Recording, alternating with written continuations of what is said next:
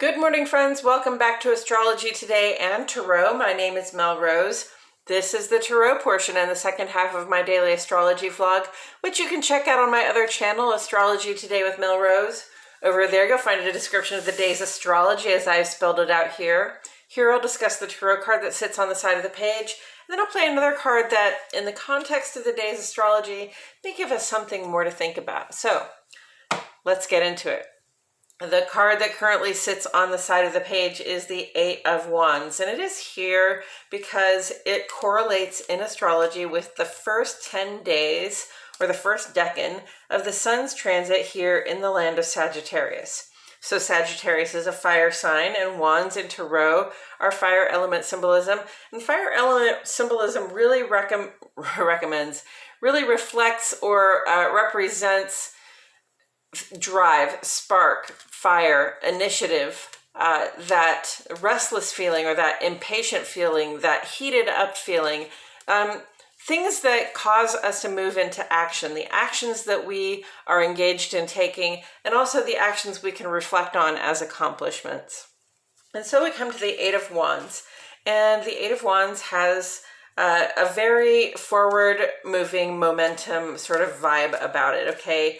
This says, we've taken a lot of action already. We're well underway. We know how to get, do what we're trying to do, get to where we're trying to go. And this is a familiar kind of feeling for us to take momentum on something like this. And it's almost like you have a clear blue sky and a perfect day for traveling. You know where you're going and you have everything you need to get there. So just go for it. Full steam ahead, okay?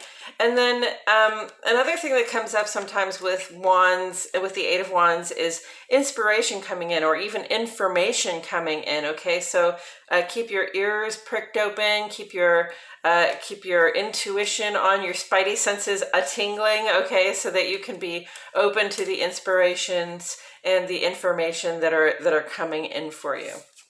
And with that said, I'm going to go ahead and turn this card over.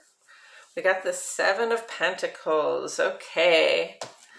So Pentacles is an earth sign, is earth element symbolism, and that's really about the physical resources that we have in this life, okay? That includes our bodies and the work that we're available to do, the work we're willing to do. And it also includes our physical resources like the roof over our head and the food that we eat and the resources that we seek to grow in order that we can find some value and security in them, okay? So here we have a moment of sort of anticipation. It looks like there's a little bit of impatience. There's a little bit of sort of speculation,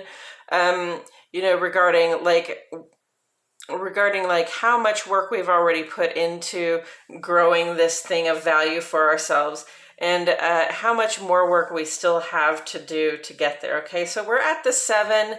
We're closer to the end of the end of that growth than we are at the beginning, and we see that. We feel like, okay, these pentacles are nice and ripe on the vine. We're getting to a point where we're going to be able to harvest them and make some value out of them, to get some value out of them.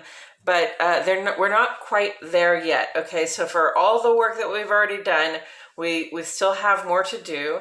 And this is a moment, sometimes when things are going so well, Eight of Wands, when things are going so well and we're in that familiar space where we can actually kind of sit back and think about, appreciate, and we actually kind of have time to feel a little impatient about the development of these pentacles.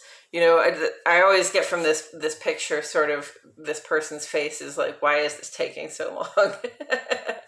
But then, they're also the arms across the body, might look a little closed off, might look a little bit reserved, but also to me looks a little bit like, taking pride in what we've done, right? So, I feel like I've done a good job, and I can just sit back here and appreciate it for a minute, okay? So, it's easy to get impatient at a time when you have to wait, especially as things are culminating and you feel like it should be already ready, right? but there's a feeling here, there's a vibe like, yeah, you still got to wait for it and you're still going to have more work to do, so practice some patience. And in the context of the page, what do I see? Well, we do a lot of practicing patience around Pentacles right now with that Uranus in Taurus, right? Uranus has been in Taurus for a while, will continue to be in Taurus for a few years, and so we've become sort of accustomed to having to practice patience around getting value out of the resources that we have built, and also around sort of just getting our resource needs met, our material resource needs met. So, there can be a little bit of impatience. There are a lot of changes and surprises that come up with Uranus's presence here. And what we don't see is that Uranus is still sort of essentially conjunct to the North Node. So this is not just you or me or our collective of people. It is everybody on the globe who is having this shifting relationship to resources, to having what we need, to deciding whether what we have is what we need. And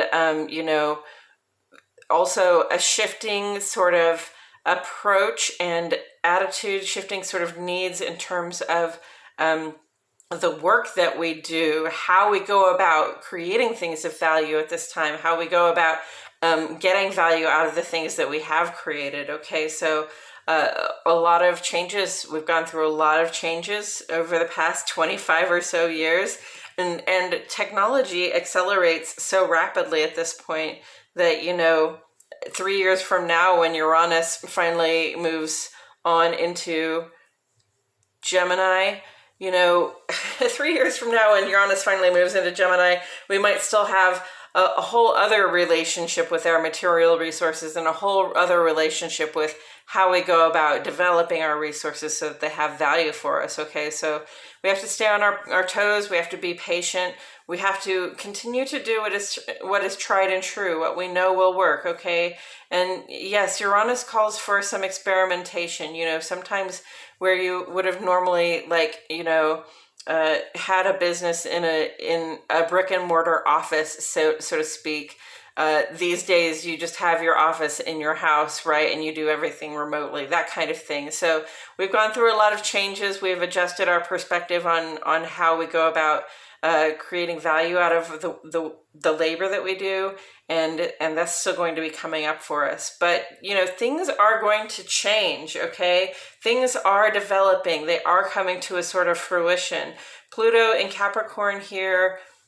This is the last few months that Pluto will be in Capricorn after 25 years. Okay, so Pluto's really been reworking our relationship to institutions, our relationship to material things that we like to rely on, and even our own personal habits and ideas around those things.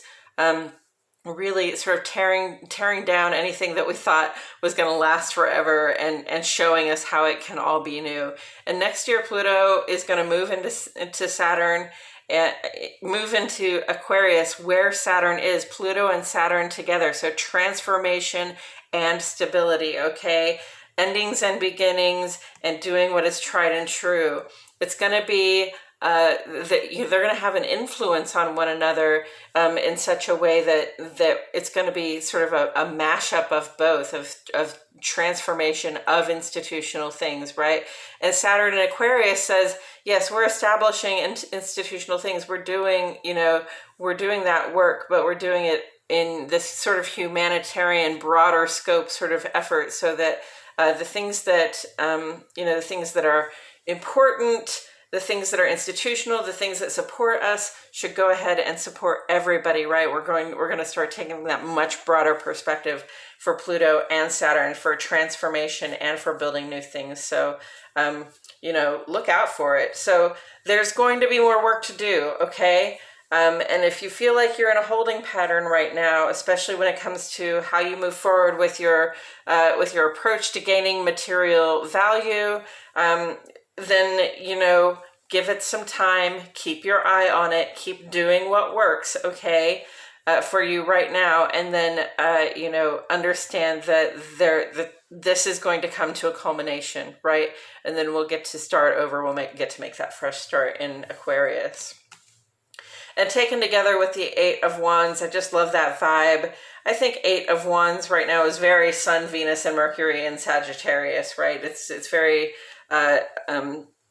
dispersing or mutable fire. It's very sort of sharing, moving forward, going outward into the world, and sort of spreading our sense of power and initiative, and our sense of inspiration, our drive and our spark, sharing it with other people, sharing it in the community. Again, thinking about Aquarius here, and wanting to be sort of the rising tide that lifts all boats, wanting to take this sort of humanitarian approach.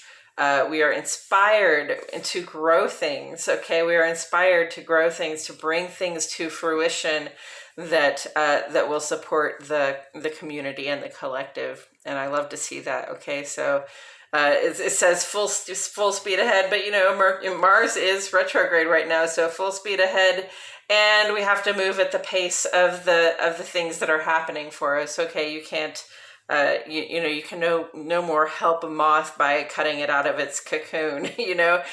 Then you can move full speed ahead on things that are just going to require to unfold at a certain pace, right? So do what you can in terms of be taking care of business right now, the stuff that you can take care of, and definitely express your inspiration, express your love and your drive and your spark towards something bigger and better for yourself. We've been working on that with Jupiter and Neptune a lot. Still definitely be an expression of it, definitely be in pursuit of it. Just understand that these things take a little bit of time and a little more work usually than we think it's going to be. Yeah. All right, I think that's all I've got to say about it today, friends. Thank you so much for being here. I truly appreciate your presence. My name is Melrose, and I'll see you all back here tomorrow for more Astrology Today and Tarot.